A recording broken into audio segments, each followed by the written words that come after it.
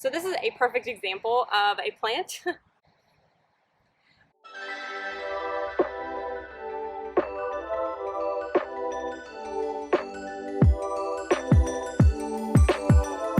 Hi garden friends! So today I'm going to be coming to you guys with a new video that I've actually wanted to film for quite a while. I've wanted to film this video since I filmed my first clearance haul because I think that this video actually goes hand in hand with clearance hauls really well, and I figured out that that's probably going to be most of the content I'm going to be bringing to you guys. It's just about like budget gardening. So this video is about how to revive your clearance plants. So in this video, I'm going to talk about a couple of tips and tricks and the process that I use when I bring my clearance plants home. And if I'm going to be filming a lot of clearance hauls, then I think it's important for me to kind of relate to you guys what I do so that you guys can have the best success with your clearance plants as well. How many times am I going to say clearance plants? And I'm actually refilming this intro because the first time that I filmed this video, it was super windy. The intro was the worst, so I'm just refilming it so that it doesn't sound as bad.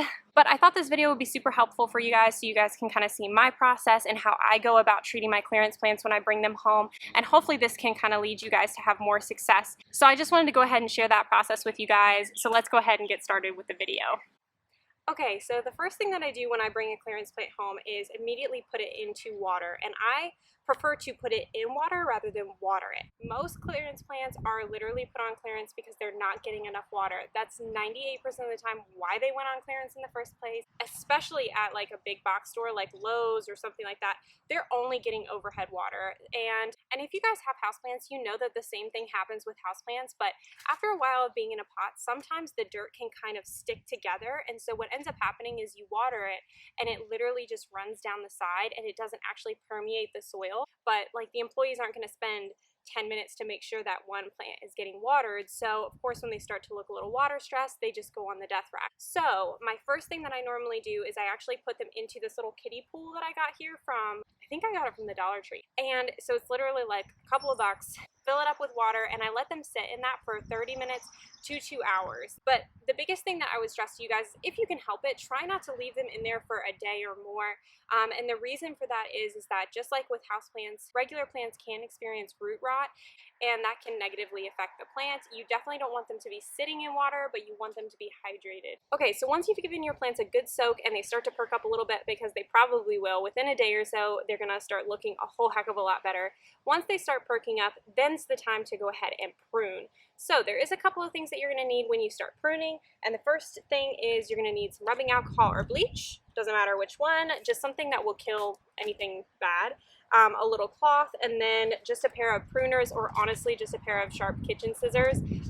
So yeah, so once you've done that, then you can go ahead and you can grab a clearance plant. So I'm going to go ahead and grab one of mine, and then I'm going to show you how I go about the process of pruning it. And once we prune it, then we'll be good to go. So this is a perfect example of a plant, of a clearance plant. That's what I was trying to say, because it has a perfect amount of wilting, and I can prune this up really, really easily so you guys know exactly what I mean. I was so excited to find these. I found all of these banana cream amazing daisies. This is actually the same thing I planted in my friend's garden a couple videos back. Okay, so I'm just gonna bend over here so that you guys can still see my face when I'm talking. But first things first, what you wanna do is find stuff like this that's dead, and you wanna go ahead and prune that off. So before I start pruning, I'm gonna go ahead and I'm gonna take my rubbing alcohol, just load that guy up, and then I'm just gonna go ahead and wipe these off just to make sure that I'm not transferring any type of pests or anything bad from the last thing that I pruned. Okay, and now you're ready to start. So we're gonna go ahead and I'm just gonna prune off this one that looks pretty bad. And actually you can see it had a little bit of green still coming up, but that's okay. That's a big thing, guys. Don't be afraid to prune. Prune it off. Plants are really hardy. They will recover 98% of the time. They will be totally fine. Don't be afraid to cut it off. Okay, and then all of these guys that are drooping over and bent and broken, so where it's like broken and stuff, just cut that off at the next leaf node. So that one's right, well, at least where this leaf is coming out, I'm gonna cut it right there. And I'm just gonna do that exact same thing to everything. So pretty much when I see something that's broken, I'm just gonna go to the next leaf set and I'm gonna go ahead and cut that off.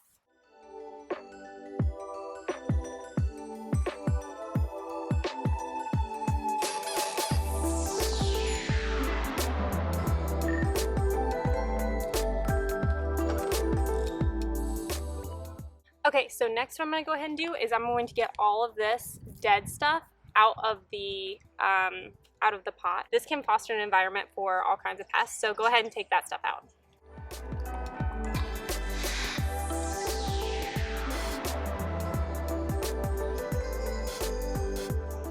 Okay, so as you guys can see, I took him down quite a bit.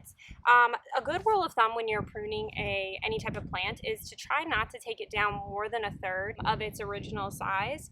Some plants, of course you make exceptions for. If it's dead, definitely just cut it off because it's not doing anything for the plant anyway. But you don't want to overstress the plant. Okay, so now that you've given your plants a drink and you've pruned off any dead or overgrown foliage or broken foliage or anything like that, now that you've pruned all of that off, the next step that I always do is I do spray mine down with a little bit of horticultural oil, and I normally use neem, or of course I have this other, which is honestly I think just a combination of neem and other horticultural oils, but it's called Fungicide 3. I would get the one in the spray bottle, not this one.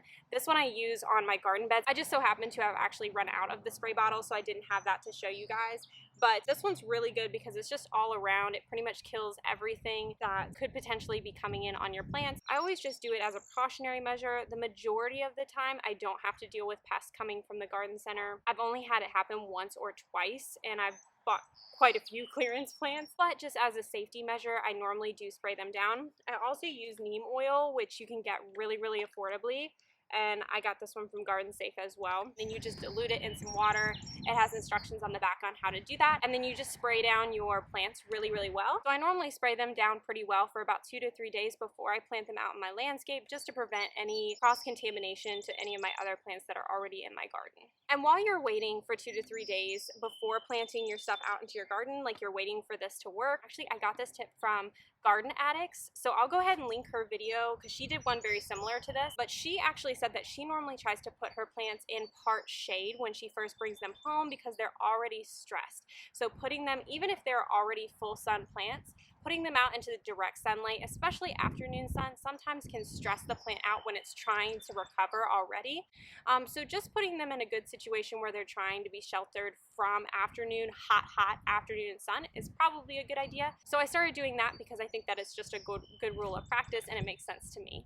Okay, and the last tip that I have for you guys is once you've gone through the whole process of pruning them, watering them, spraying them down, and they've sat in your garden for about a week, maybe 2 weeks, I would definitely recommend going ahead and, if you have the space, put them in the ground as soon as you can.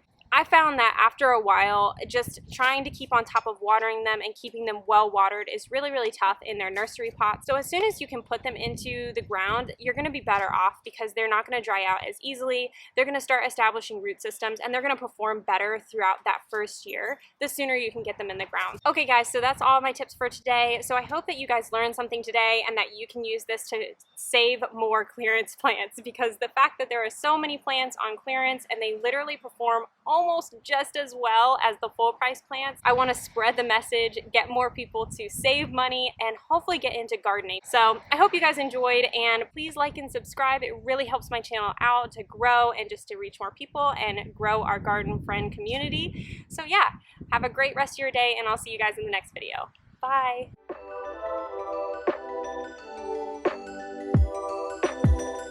I have my furry assistant. Heidi, say hi. Look at the camera. Look at the camera. Look at the camera, little Heidi. Yes. She's like, leave me alone.